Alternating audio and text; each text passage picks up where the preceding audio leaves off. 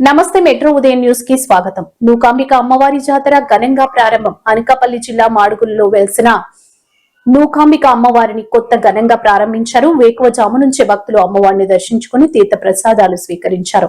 భక్తులకు ఎటువంటి సౌకర్యాలు కలగకుండా దాతల సహకారంతో మజ్జిగను చింతాడ రాజా ప్రసాద వితరణ జల్లు కాశీ విశ్వేశ్వరరావు కుమారులు అందించారు.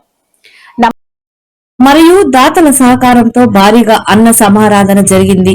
అమ్మవారిని సాయంత్రం 4 గంటల నుంచి బాణాసంచా, కోలాటం, విచిత్ర వేషధారణలతో భారీ జనసందోహం మధ్య పురవీధుల్లో తిప్పారు.